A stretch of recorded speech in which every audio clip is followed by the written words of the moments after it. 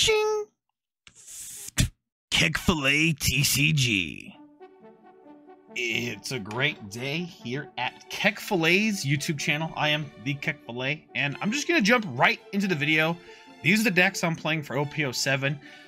I'll put a part in the Discord, and also here we can just view the full deck list, but I'm just gonna go over everything. Again, this is not a guide on how to do these. I'll probably have that at some point as like a initial guide, and some of these I already have as a guide on the Patreon. And actually, before I start the video, I want to say thank you all to my patrons for making this video possible and making me pretty happy.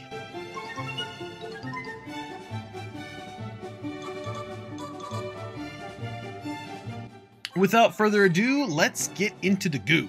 So the 4 decks I'm focusing on this set, I do have a 5th deck here, but there's a reason for that. The 4 decks I'm working on is actually Blue Doflamingo, Green Yellow Yamato, Black Yellow Luffy, and Red Purple Luffy as well. Now the great thing is about Red Purple Luffy is that I have all the cards for Red Purple Law. The cards are interchangeable, at least maybe 10 or 15 of those. So basically I already have both decks sleeved up with the same sleeves, and going forward it's just like that. As far as sleeves go, I know a lot of people prefer things like Dragon Shield, single sleeve, but what I like to do, I like to have a character sleeve, and then I use these Dragon Shield clear mats over all of my sleeves. This way I can always change and replace them, and I just feel that they shuffle a lot better. Plus I really like character sleeves. The first deck I'm going to go into is actually Blue Doflamingo. With Blue Doflamingo, first of all, we always have our leader, and as if you guys didn't know, I was a very big Blue Doflamingo player all the way from OP01 to OP03, and it is in a big resurgence, but I test a lot with this deck, and a lot of my testing is done with Jansuko, who just only plays Red Purple Law. If I'm going to play the deck, I gotta beat the best, and it turns out that it's just really hard to beat a high-rolling Law player a lot of the time. So this isn't the main deck I'm focusing on for the set, but I do have it because I do like playing Blue Doflamingo. Now, there are 2 different builds you can build with Blue Doflamingo, but my version is the Sanji build. The Kaido build, I think, is a lot better in more casual formats and against blue mirrors in case you're against a whole lot of blue. And I know that Winnie does a lot of stuff on her YouTube channel, specifically on the Blue Kaido. I do think you can play the full Blue Kaido version. I think it does warrant that, but if you do play that, just know that people are just going to be rushing you and forcing it. If you do play a 10-drop Kaido, that you're going to be in a lot of trouble afterwards. Number 1, we have the 9-cost Sanjis. We follow this up with the Boas. These are a great combo as far as this goes. You're not going to run the Boas unless you run the Sanjis, because it just means that, right? I find that a lot of time when you're playing Blue Doflamingo, actually, you're not using the leader skill. And it's kind of funny because there's just a lot of really good blue cards with curve. And there's times where I feel like I want to just play Boa Hancock, but in those other games where I am using leader skill, then it's pretty efficient with that. I do run 4 of the Doflamingo blockers and the Peronas. These let you do vibe checks or top 5 searches, and lets you just essentially scry the top of your deck. I definitely think Perona is needed if you're going to play the Sanji variant, and obviously this is just a really good card to look out for. Half the time I'm mulliganing for this, going second, and then going first. I may not even play the Perona. I may play it later in order to make a combo, and I'll just blind swing, but again, this is more of a later combo card. Next, this deck does play a lot of 2Ks, and in a way where Saucy like to play a lot of 2Ks and recur, it does work now because you have so many good options. First of all, this Trafalgar Law, it does a little bit of hand destruction, but most of the time it's just a 2K. Same thing with this Crocodile, just mostly a 2K most of the time. This Mihawk's mostly a 2K most of the time. Again, this deck gets a lot of value from its other cards. And so the fact that you can run a lot of searchable 2Ks or retrievable 2Ks is why we run these in general. Because we run this Gecko Moria. This Gecko Moria lets you recur 7 Warlord cards with the cost of 4 or less, which are these. So you can definitely abuse this, and you eventually get value. Now we are running this Gecko Moria. This Gecko Moria is so we can, you know, conjunct it with a lot of our leader skill and our Jinbeis, which I will go over first. Edward Weevil. Edward Weevil, he was an addition in EBO1, which made the deck actually a lot better. I know he's a non-counter card, which actually starts to add up once you start adding up all these non-counter cards, but it definitely makes it worth it for playing Jinbei. And again, Jinbei's going to call out one of these two cards most of the time, and you want to abuse Jinbei's in pretty much all your matchups. And it's going to be a card you mulligan for most of the time, which I find. Next, we just have the events, which I'm just running one Gum Gum Rain. And I always love to run one Gum Gum Rain, just makes a flexible 2K counter, even though we already have 11 2K counters. We're running 4 of the Gravity Blade Raging Tiger Sphere. And all that really means is that this card's busted. This card can remove 2 6 cost or less. Pretty broken. I mean, you're not going to not run this card, right? And then finally, we're going to run 3 of the Charlotte Puddings. This is why we're playing blue to begin with, is these 2 and then Jinbei. This is why we're running blue in general. But the Pudding obviously kind of messes up a lot of our opponent's gameplay. This will auto-win half of our matchups already. And then on top of that, this will also do a lot of good work in half of our other matchups. So it's kind of a balance of what to see. In this deck, you definitely want to take tempo, and I suggest taking the few first damages early, and then going from there, you just need to plan out either your 6, 7, 8, 9, 10 Dawn turn to be, you know, using leader skill, and then the next turn using Raging Tigers, and the next turn playing Sanjis. Definitely be careful if you're going first. You want to play down your Peronas or your 3-drop Doffys, see if you can at least try to stack this a little bit. If you can't get this combo off, if you can get a Sanji into anything usable, it is doable. Okay, that is doable. If you can't get a Sanji to work out, which I find most of the time it's very hard to get a Sanji with another good card that's placeable, just forget about it. Try to go for another strategy. It is kind of a difficult thing, but understand that we are in a high roll meta, and sometimes you have to actually play into the high roll factor of the game in order to actually have a chance of winning. Again, I will be doing a Blue Doffy guide here at some point, but right now this is just a little brief overview of the deck. The next deck I want to go over is Green Yellow Yamato. I put a lot of time into this deck for Extra Booster 1, mostly because it found Extra Booster 1. I was trying to make a lot of things work, and what ended up happening was I was bricking, so I decided to let my opponents brick and play this, and it's kind of the same effect. You're going to be seeing a lot of red-purple law, and if you see a lot of those meta sheep out there, this can really demolish them.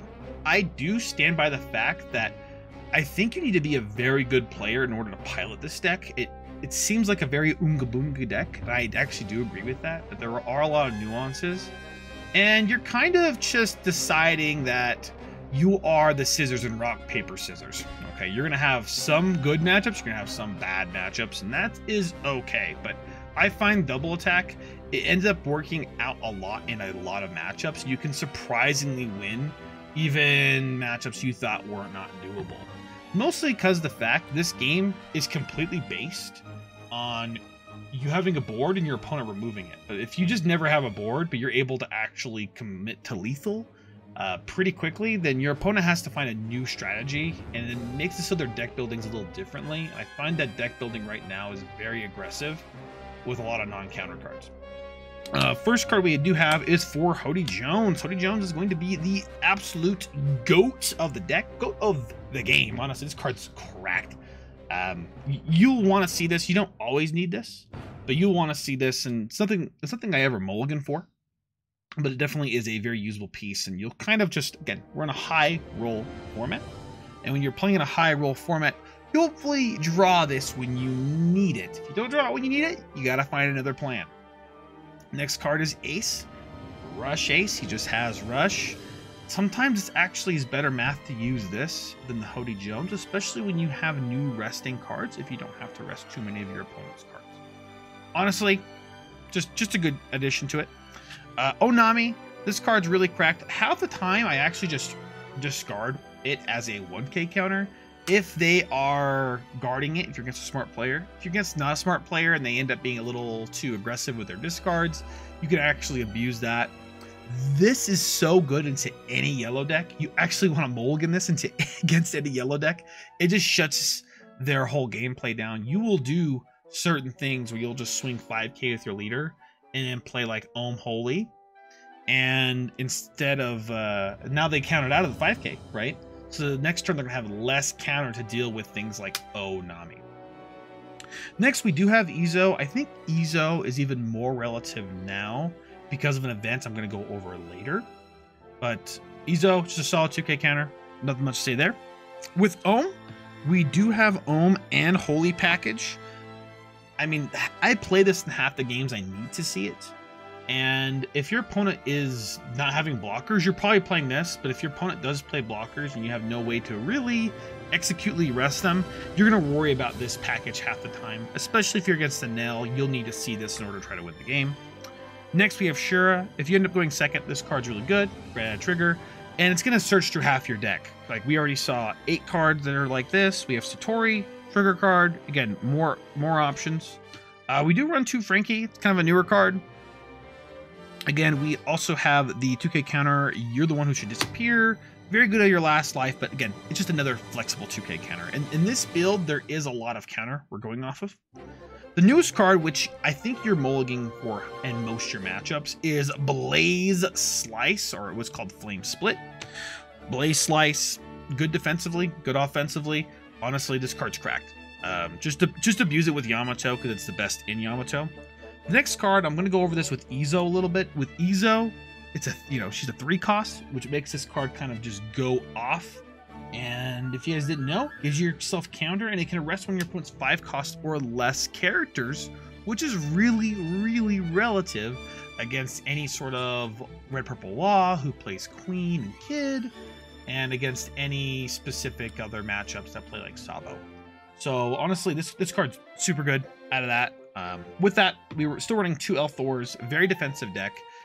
This deck plays a lot like Whitebeard, and in the fact that you're just playing a very consistent build, and you're just hitting your opponent in the face, and you are playing a little bit more defensively, but it ends up just being a little bit different. And then the reason why I say that, when I went to a couple regionals, there's another guy there who running the same build as I was, and he's a lot more successful with Yamato, and essentially he builds his builds like Whitebeard just to be as consistent as possible, which I mean, shout out to that guy. Like, realistically, that guy is awesome. The last card we have is 200 million volts Amaru.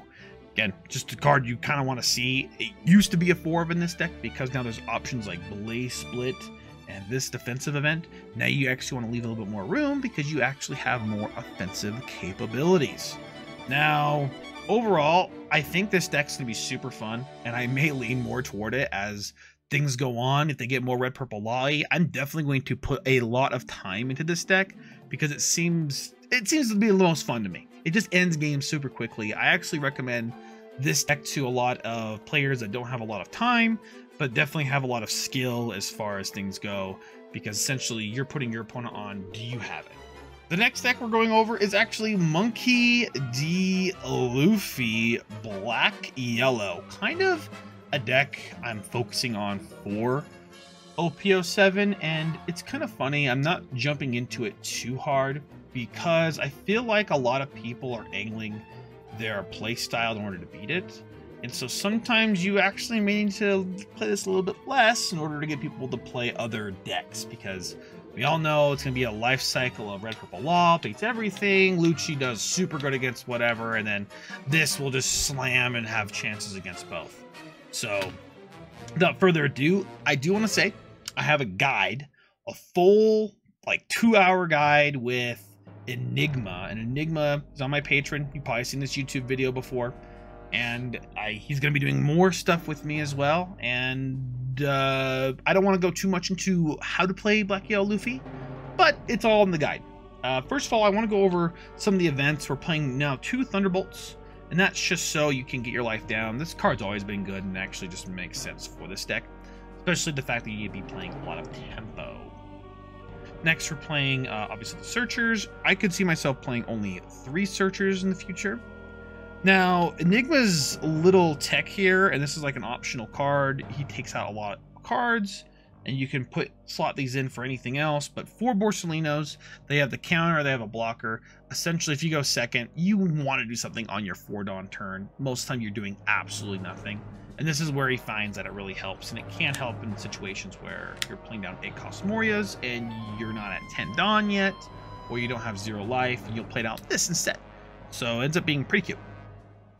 With that, next we actually have is Kazuki Hiyori's. Now we have more engine enablers, right? Get into your limit break formats, you know, so you can get down to your 0 life and start doing things. Obviously necessary. You can also talk about cards like Ivankov that do similar things, but definitely a needed aspect of the 2K counter as well. Flampes, always gonna be super welcomed. A lot of the time, you don't want to be just actively using these. You want to have your opponent attack you at some point, and then use these when you're at 2, 3 life, 1 life in order to get down, so you can start using your engine. And then Makino, never play this card. If you're really desperate, you can play the card. Like if you are gonna enable your engine, never play this card early. It's just a bad flampe. Next we have is Yellow Monkey D. Luffy. This card you're actually gonna be mostly looking for and mulliganing for in almost every single matchup in the meta. Just gonna be a solid beat stick to destroy your opponents and also enable your engine, which is important. 4 Black Sabos. It's going to make your deck more consistent. This is what the deck breathes on. This card destroys black. It gets destroyed a little bit by red, purple, law, but you're going to need them in order to filter out your deck. And then hopefully now that you have Borsalinos and Sabos, now they have to deal with 2 things they have to remove. And the great thing is if they remove like a Sabo, now they have an issue with the Monkey D. Okay. Next card, which we added from the OP07, the card we're waiting for, is the Rocket Luffy. Lets you KO 4 costs or less. Super good in almost every single matchup, and ends up being like your late game way to be consistent and keep playing Gecko Morias over and over again, and essentially just replaces himself with a card. Next we are running 4 Monkey D. Luffy little boys and 4 Sabo little boys. This is just to enable your engine. Again, it's the combo deck. This is the combo you need. I will speak on Ace. We don't need to play Ace anymore to win the game, and we can't fit all the aces in with the amount of cards we had to put in for the deck, so Ace is gone. You don't need him to win the game anymore. You're not on that vibe. You are on a slower vibe where you abuse this and keep on playing Gecko Morias. This is lets you draw cards, which drawing cards helps you be consistent.